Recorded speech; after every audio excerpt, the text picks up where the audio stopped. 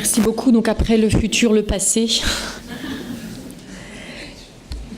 Voilà, c'est juste pour illustrer ce que justement nous pouvions faire dans les centres de référence grâce à CEMARA et qui a été, vous allez le voir, on espère, un exemple d'utilité, notamment pour une étude de prévalence.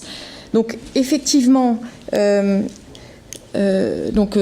j'appartiens au centre de référence maladies osseuses constitutionnelles qui est lui-même inclus dans la filière OSCAR, pathologie de l'os et du cartilage, qui est un réseau assez centralisé en France avec un centre coordinateur ici à Necker et tout un réseau de centres de compétences et centres constitutifs dans chaque région avec une bonne répartition comme vous le voyez sur cette carte d'Anne de Glaire.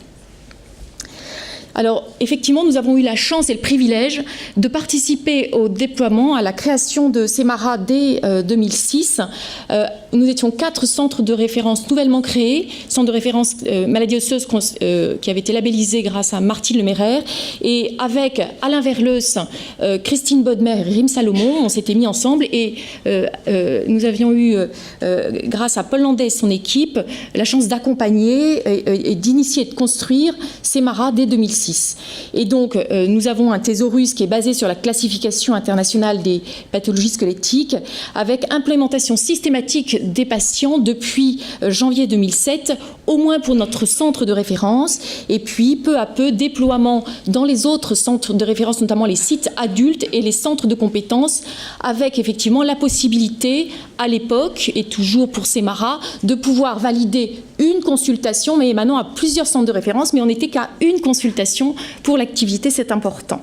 Et donc, nos utilisations essentielles de CEMARA sont, et toujours parce que nous ne sommes pas encore déployés dans la BNDMR, de pouvoir avoir nos listes de cohortes par pathologie, combien tu as de cette pathologie extrêmement rare, en quelques clics on l'a, nos données d'activité annuelles pour pyramide, et de développer certains projets spécifiques comme le projet FOP Prévalence que nous allons vous présenter. Je cite juste également une des qualités de CEMARA qui était de pouvoir finalement créer de nouveaux phénotypes particuliers grâce à la combinaison de mots-clés descripteurs et de pouvoir ainsi identifier plusieurs patients ayant les mêmes signes. Alors, notre étude concernait la FOP. La FOP est une pathologie, la fibrodysplasie ossifiante progressive, également dénommée maladie de l'homme de pierre, est une pathologie extrêmement sévère, progressive, qui associe des anomalies congénitales et des ossifications ectopiques des tissus conjonctifs et notamment des muscles. C'est une pathologie dont la base moléculaire a été identifiée en 2006 et pour laquelle il y a une activité de recherche, notamment avec des avancées thérapeutiques innovantes très intéressantes. C'est une mutation de gain de fonction, ce qui est probablement plus facile à cibler. Et il y a aujourd'hui 2 études en phase clinique et 4 études en phase préclinique. Et donc, le principe, évidemment, de cette étude FOP Prévalence était, d'une part, pour cette pathologie qui est encore une fois ultra rare, vis-à-vis de ces avènements thérapeutiques nouvelles, de mieux connaître l'épidémiologie, la prévalence, pour permettre d'adapter aussi les soins, les moyens de santé par les pouvoirs publics, les prévisions des coûts et des développements pour les industriels. Tout ça, ça a été parfaitement cité par mes collègues précédents. À ce jour, la prévalence exacte, enfin jusqu'à notre étude, la prévalence de la FOP avait été étudiée par 2 études, une en 1982, une 1996 et 2002, 2 études qui montraient des chiffres assez discordants de une naissance à 1 ou 2 millions. Une étude en Espagne et une étude en Angleterre qui était finalement basée sur les registres des médecins s'occupant de cette pathologie. Et puis il y a une étude actuellement menée par IFOPIA qui est l'association internationale des patients, donc les patients eux-mêmes essayent de s'organiser et font actuellement une enquête pays par pays. Et là, on a des variabilités extrêmement larges de l'estimation des prévalences allant de 1 personne sur 700 000 à 1 personne sur 2 millions. Et donc, grâce au développement récent des systèmes d'information, nous avions décidé de nous atteler, d'autant plus qu'on rentrait dans ces maras depuis une dizaine d'années et que ces patients étaient parfois également hospitalisés. Et donc, l'idée était de croiser les deux systèmes de santé principaux adaptés aux maladies rares en France, PMSI et CEMARA. En France, où nous avons quand même ce système assez centralisé d'organisation des soins et une population française assez conséquente pour pouvoir essayer d'être représentatif. On en reparlera. Donc, vous connaissez déjà ces deux systèmes d'information. CEMARA, qui a été financé par les centres de référence et qui maintenant est repris grâce au PNMR2 et évolue vers la BNDMR. Et puis PMSI, on le rappelle, créé en 1985 et qui avait été développé par la Haute Autorité de Santé. On ne va pas détailler CEMARA puisque ça a été largement fait au préalable, mais il est important de rappeler que c'est un système qui... Là, j'ai un truc qui s'affiche, mais c'est pas grave. C'est un système qui bénéficie d'une charte d'éthique avec une étanchéité entre les sites permettant la confiance pour remplir ce système, et qu'il y a donc plus de 500 000 patients, 550 000 patients, en tout cas quand on remplit aujourd'hui, qui sont inclus dans cette base avec ce minimal dataset qui fait que ça va très vite, et c'est important parce que si le système est trop lourd, on ne le remplira pas. C'est simple, c'est rapide. Le PMSI qui couvre toutes les admissions en hospitalisation en France, dans les systèmes médicaux, dans les services médico-chirurgicaux, mais également dans les SSR. Et chaque patient, vous le savez, va bénéficier d'un identifiant longitudinal qu'il va garder lors des des hospitalisations successives. Mais c'est des données qui ne sont pas identifiées. On sait simplement l'âge et la date et le sexe. Et donc, quand on remplit PMSI, le médecin, on le sait bien, les jeunes surtout, il y a le diagnostic principal, les diagnostics reliés et puis les diagnostics associés significatifs. Et puis dans cette base également sont remplies les différentes procédures, notamment les gestes techniques et les chirurgies. Et intérêt, la FOP est codée par un numéro de la classification ICD-10 unique qui est le N61.1. Donc la méthodologie, par définition, nous souhaitions estimer la prévalence de cette pathologie en mettant comme date cut-off le nombre de patients vivant au 1er janvier 2012 avec une FOP. Et donc ça prenait les patients qui étaient diagnostiqués, mais également les patients qui étaient nés non diagnostiqués, dont le diagnostic a été fait ultérieurement. Nous avons réalisé cette étude en 2016 et donc il y a eu des patients qui ont été diagnostiqués ultérieurement. Par contre, exclusion des patients qui étaient décédés au 1er janvier 2012. Alors, on a passé beaucoup de temps, ça a pris à peu près une année pour avoir les autorisations légales, faire les contrats entre justement les différentes parts prenant partie à ce projet et pour avoir donc autorisation légale, approbation et nos contrats. Ensuite, il y a eu la revue des données PMSI et CEMARA, on va en reparler, le croisement des données, les analyses statistiques et les résultats. Voici le workflow. Donc, dans CEMARA, on estimait que les patients rentrés dans CEMARA, vous savez, il y a une notation qui est diagnostic certain ou probable, donc on a pris les certains, et donc, par définition, vu dans des centres de référence, donc par des spécialistes, on a estimé qu'ils étaient confirmés. Confirmation, par contre, radioclinique, pas forcément tous moléculaires, puisque l'étude moléculaire n'est réalisable en routine en France que depuis 2014. Et puis, dans PMSI, par contre, ça a été beaucoup plus compliqué. On a pris tous les patients qui avaient le fameux code M61.1, et puis on a revu systématiquement toutes les données, donc les lignes de ces patients, et on a essayé d'estimer si ces cas étaient confirmés réellement, faux positifs ou possibles. Ensuite, encore une fois, le croisement et une méthode statistique pour essayer de voir les éventuels cas manquants par une méthode capture-recapture dont nous allons parler. Et donc, effectivement, dans le PMSI, donc, contrairement à CEMARA où chaque patient identifié comme FOP certain était certain, mais dans le PMSI, il y avait beaucoup de faux positifs. Et essentiellement parce que c'est une pathologie pour laquelle l'espérance de vie est d'environ 40 ans, pour lequel il y a une présentation qui est très polymorphe, mais possiblement des confusions, notamment avec des calcifications, ossifications, calcifications. Donc des pathologies avec notamment des maladies de système, des insuffisances rénales chroniques, des pathologies artérielles, la dysplasie fibreuse, des exostoses multiples, et on en passe. Beaucoup de diagnostics peuvent être myosites ossifiantes, considérées comme.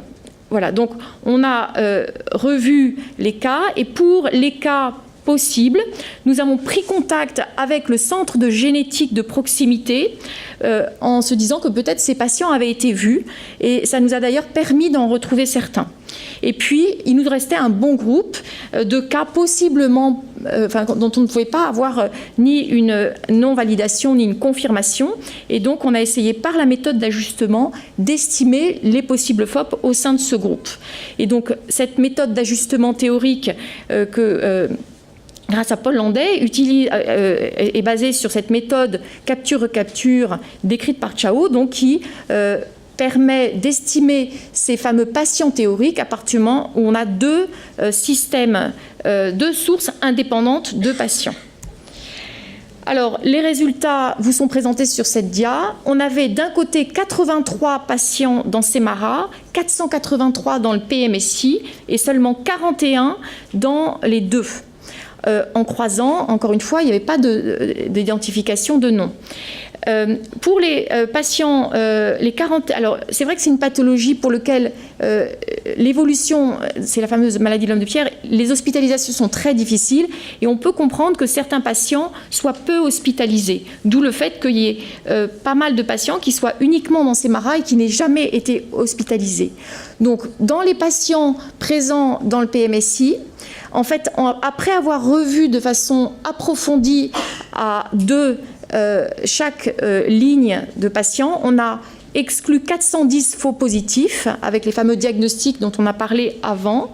Et puis après, il nous restait 24 patients possibles, 7 faux positifs qui étaient en fait des erreurs diagnostiques et c'était après le contact avec l'équipe de génétique du centre régional que nous avons pu les exclure. Et puis un patient, lui, au contraire, qui a été retrouvé, confirmé, grâce à ce contact local.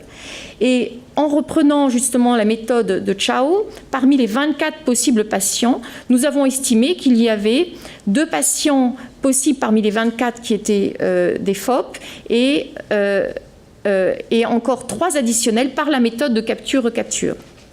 Et donc, au total, nous sommes tombés sur 89 patients avec une FOP en France au 1er janvier 2012. Donc, cela nous a mené à une prévalence de 1,36 par million ou 1,739 000, excusez-moi, c'est une prévalence, donc ce n'est pas à la naissance.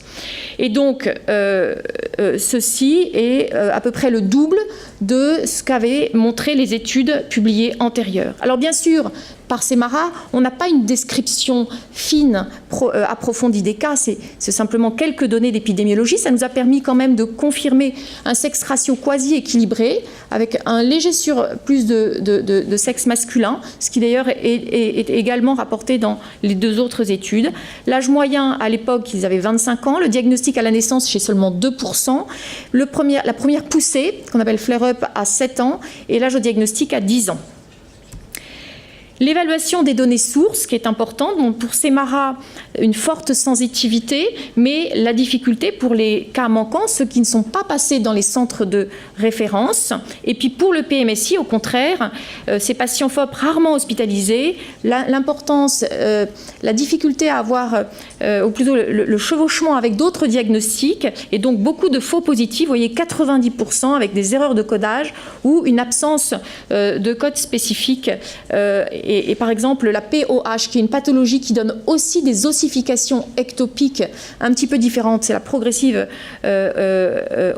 hétéroplasie ossifiante, et il n'y a pas de code ICD, et donc du coup, effectivement, ils pouvaient être par erreur codés comme des FOP.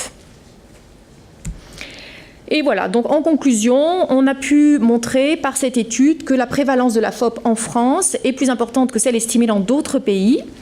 Pourquoi cette forte prévalence? D'abord parce que méthodologiquement, cette méthode est plus forte, plus sensible. On a un système en France, et c'est une chance, qui est centralisé avec normalement, initialement, vous vous rappelez, dans le PNMR1, on disait que chaque patient avec une maladie rare devait aller au moins une fois dans le centre de référence, justement pour pouvoir permettre ces études épidémiologiques, qu'aujourd'hui on a une meilleure connaissance des formes modérées et atypiques, et c'est vrai qu'aujourd'hui, les dernières années, on a vu vraiment une augmentation du nombre de cas, peut-être aussi par l'appel d'air fait par les études cliniques pour les nouveaux médicaments.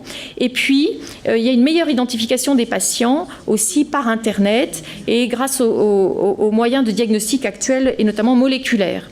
En conclusion, donc chaque source évidemment a ses limites. On voit l'intérêt du coup de combiner plusieurs systèmes d'information. Encore une fois, c'est une étude simplement de prévalence qui ne décrit pas de façon approfondie les cas.